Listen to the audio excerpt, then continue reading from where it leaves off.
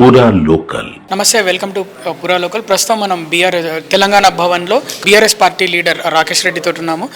ఒక వరంగల్ వాసిగా చెప్పండి, ఎల్కతుర్తిలో రజతోత్సవ సభ నిర్వహించుకుంటున్నారు, ఎట్లా ఉండబోతుంది, ఏర్పాట్లు ఎట్లా ఉండబోతున్నాయి? వరంగల్లో కేసీఆర్ గారి సభ అంటే జనం ఏ రకంగా వస్తారో మనందరికీ తెలుసు.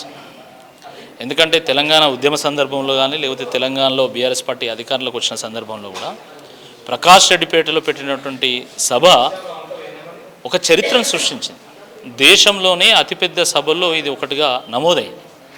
ఎందుకంటే వరంగల్ ఒక ఉద్యమ కేంద్రం, ఊరుగల్లు ఒక పోరుగల్లు కాబట్టి, ఒక పోరాటాలకు ఒక పురుటిగడ్డ కాబట్టి ఆ సందర్భంగా పెట్టినటువంటి సభలు గ్రాండ్ సక్సెస్ అయ్యాయి. ఇప్పుడు కూడా ఒక ప్రత్యేక నేపథ్యంలో ఈ యొక్క సభ పెడుతున్నాం.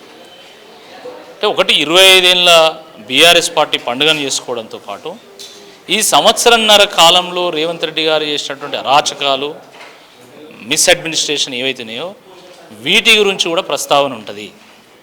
అందుకని పెద్ద ఎత్తున ప్రజలు మళ్ళీ కారే రావాలి సారే రావాలి అని కోరుకుంటున్నటువంటి నేపథ్యంలో జరుగుతున్నటువంటి సభకు మేము వస్తాం. ఎందుకంటే మేము నియోజకవర్గాల మీటింగు, గ్రామాల వారీగా మండలాల వారీగా మీటింగ్ పెడుతున్నప్పుడు మాకు వాహనాలు సరిపోవట్లేదు, మా గ్రామంలో చాలామంది రావడానికి సిద్ధంగా ఉన్నారు, మీరు కొంచెం వాహనాలు ఎక్కువ సమకూర్చండి అని మాకు ఫీడ్బ్యాక్ వస్తున్నది. ఎందుకు 6 గ్యారెంటీలు 420 హామీలు ఇచ్చి ప్రజలకు ఒక పంగనామం పెట్టి రాష్ట్రాన్ని ఆగమాగం చేసినటువంటి కాంగ్రెస్ పార్టీ నాయకులకు బుద్ధి చెప్పాలి. అది కేవలం కేసీఆర్ గారితో మాత్రమే సాధ్యము అని ప్రజలు భావించి దీనికి పెద్ద ఎత్తున రావడానికి సిద్ధమవుతా ఉన్నారు. ఉత్తరాదిన మనం కుంభమేళాన్ని చూసినాం, ఇప్పుడు దక్షిణాదిలో ఎల్కతుర్తిలో, మన వరంగల్లో, తెలంగాణలో మనం కుంభమేళాన్ని చూడబోతున్నాం.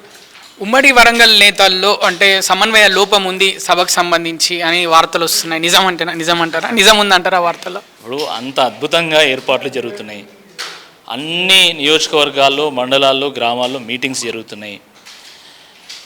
ఇక అలాంటప్పుడు సమన్వయం లేదు అనేటువంటి పరిస్థితి ఎందుకు వినబడుతుందో నాకైతే అర్థం కావడం లేదు. వరంగల్లో సహజంగానే నాయకత్వం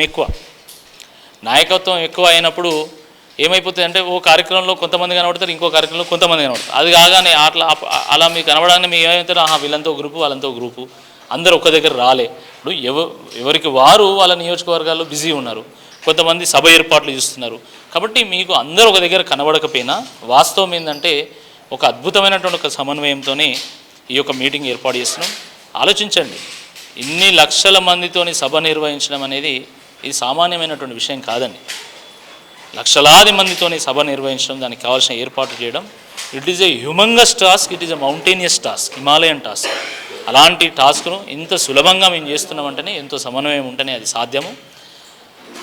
నాయకులకు సహజంగా ఏ పార్టీలో అయినా భిన్నాభిప్రాయాలు ఉంటాయి, కానీ ఒక నిర్ణయం తీసుకున్నాక ఆ నిర్ణయాన్ని కట్టుబడి పనిచేయాల్సింది ఏ నాయకుడైనా, ఏ పార్టీలో అయినా. ఇక్కడ కూడా అది జరుగుతున్నది.